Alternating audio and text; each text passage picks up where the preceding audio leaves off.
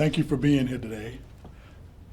I am Assistant Chief Rick Austin with the Greensboro Police Department, and I want to share some information with our community about a recent case that involved some of our special teams and other local federal agencies. Our speakers today will include Captain Bell to my right of our Investigative Support Division and Jason Walsh, resident agent in charge of the Greensboro office of the U.S. Bureau of Alcohol, Tobacco, Firearms, and Explosive. And Jason Walsh is to my left. Our department recently arrested Jon Ksor, 21, and charged him with 5 counts of possession of a weapon of mass destruction, 3 counts of malicious use of explosives, carrying a concealed gun, and speeding. He remains in the Gifford County Jail under a $500,000 bond. Let me emphasize that there is no ongoing threat to the community. While this remains an ongoing investigation, we are at a point now in this work that we're able to share more details. With that said, other information may be held until it can be shared in court. I'm going to ask Captain Bell to talk about what happened early on in this case and how, along with the Greensboro Fire Department, began seeing a suspicious pattern. We will provide an opportunity for questions at the end, so please hold them until that time. Thank you. And I'll introduce Captain Bell.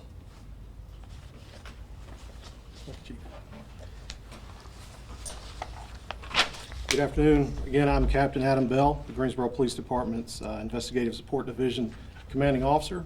Again, we just wanted to touch base with you today to let you know about how this started as an investigation into a series of homemade incendiary and explosive devices being detonated in the late night and early morning hours here in Greensboro.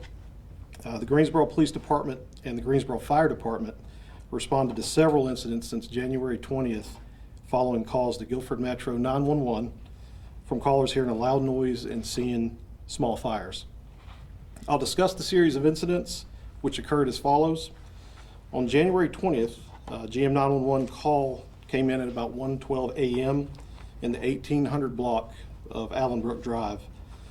The caller heard a loud sound and saw flames in the woods across the street, and the fire was getting larger. At 1:16 a.m., a second caller saw the fire while driving down Fairfax Road. Greensboro Fire Department and Greensboro Police Department responded, and a fire investigator located an incendiary device within the fire area. That consisted of a butane canister with electrical tape and wires on it, approximately 1,000 feet from where the suspect's house was located. On January 25th, another incident occurred. It should be noted that Greensboro Police Department was not dispatched to this call initially. It was just believed to be a brush fire, but it was in that same area. Guilford Metro 911 call came in at 1:34 a.m. in the morning across from 1440 Fairfax Road. Passing motorists heard a loud bang and saw a fire on the side of the road on Fairfax Road. The Greensboro Fire Department responded to the reported brush fire, and a tree was burned. No accelerant was located at this time, and you may remember there were some icy conditions on that date, which caused some of these issues to not be able to find the evidence down there in the woods. Investigators did return to this location at a later date on the 29th and did a more extensive search of that area, where they were able to find a glass bottle with electrical tape on it and wires and a metal clip under the leaves in that area. On January 29th, GM 911 call came in at 2:09 p.m. The caller said he heard a loud bang in the early morning hours, sometime around 5:30 a.m., but he didn't call initially. While later walking in the neighborhood, this caller located what he believed to be an exploded device next to a stop sign at the intersection of Random Drive and Chateau Drive. The police department responded, and a butane fuel canister with electrical tape, wires, and a digital clock were located by the stop sign. There were burn and char marks on the ground by the stop sign. The Greensboro Hazardous Devices team member responded to the scene to inspect the device and make sure it was rendered safe. Again, this was about 1,600 feet from where Mr. Ksor lived.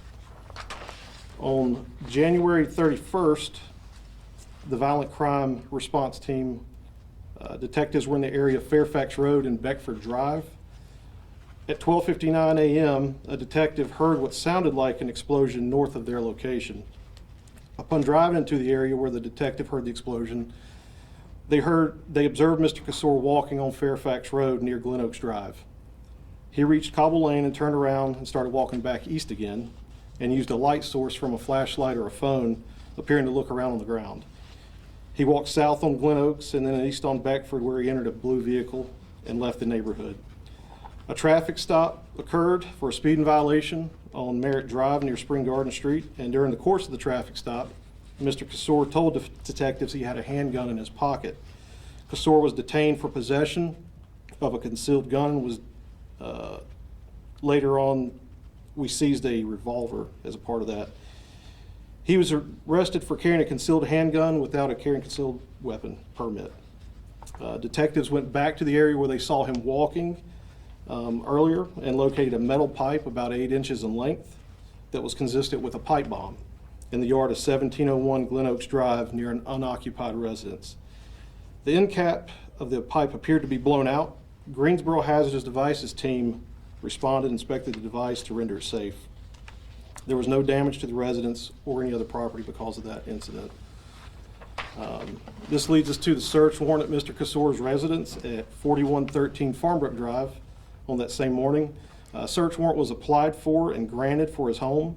The Greensboro Police Department Hazardous Devices team, the Special Response team, and the hostage negotiation team were activated to help secure the residence. Upon a search of the home, components to assemble improvised incendiary devices and improvised explosive devices were located, as well as an additional improvised explosive device that had been assembled. Also seized during that search were additional firearms, a ballistic vest, cell phone, and computer devices. There were no injuries involved with any of these incidents. There is no determination at this point in the investigation as to why the devices were being assembled or detonated. There's no information available to suggest there is any remaining threat to the public. Your safety is our priority, and if anyone locates a suspicious item that appears it may be dangerous, please call 911 immediately. We again want to thank our department's Criminal Investigation Division, Investigative Support Division, and the Greensboro Fire Department. We have also been in communication with our federal partners with the ATF and the FBI, which offered assistance. With that, I'd like to turn it over to Resident Agent in Charge, Jason Walsh with the ATF.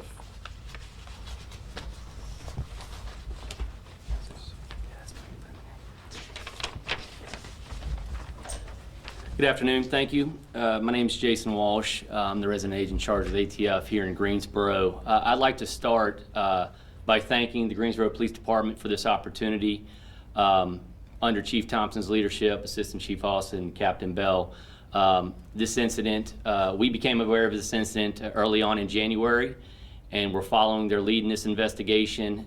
In many of these explosive investigations, ATF has an active role in terms of being a subject matter expertise in terms of explosives. Currently in the investigation and since subsequent search warrants, we've been involved in working with their teams on potential federal jurisdictional charges in this case. There are characteristics of this device that are similar to and can be characterized as a destructive device. Under Title 28 U.S. Code, there are federal violations for manufacturing those types of devices. The hazard response team did a phenomenal job in rendering those devices safe.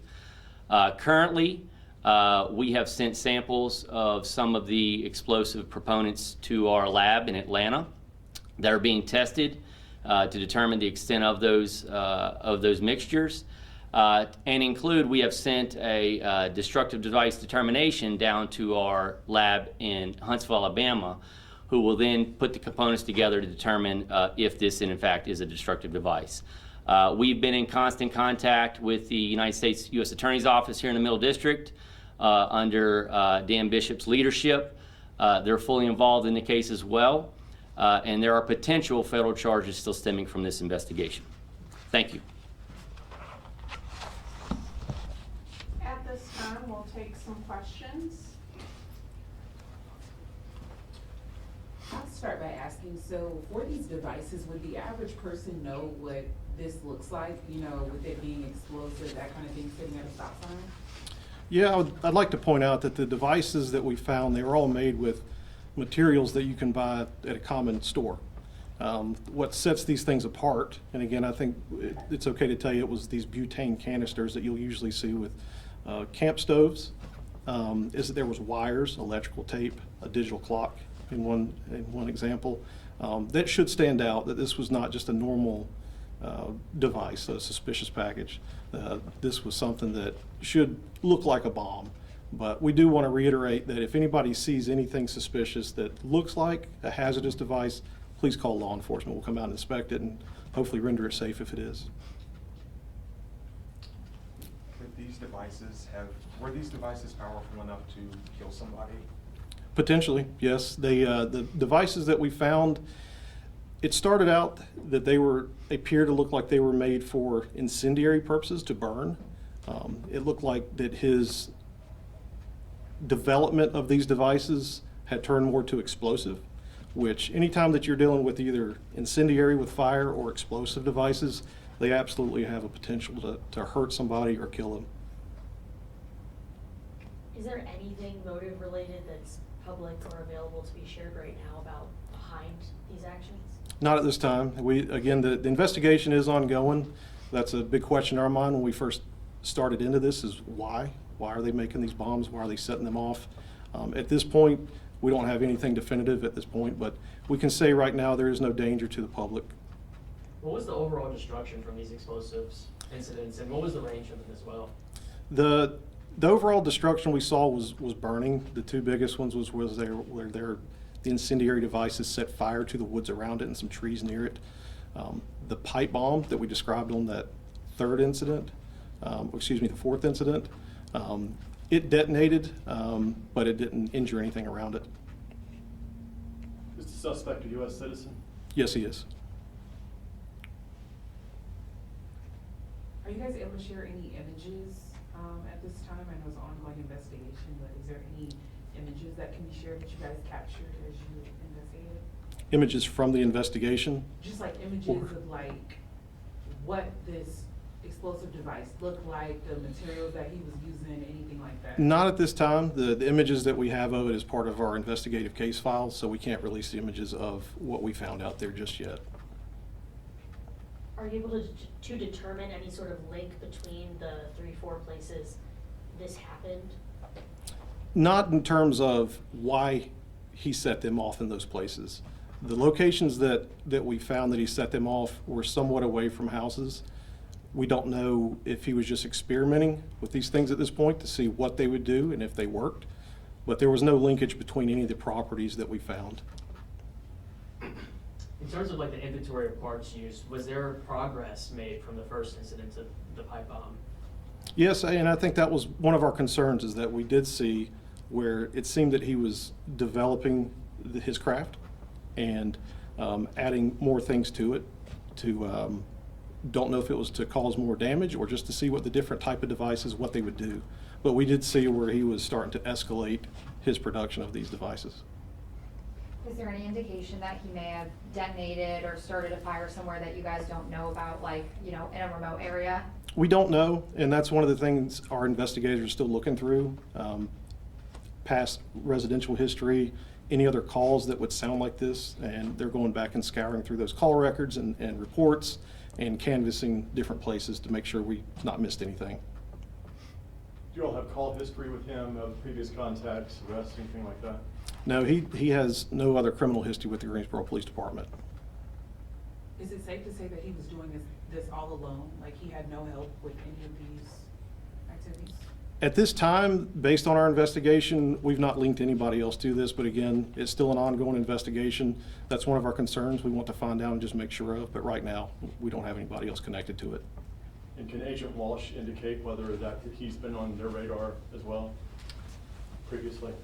No, not previous to these incidents. He was not. No, sir. Thank you, sir. Yep.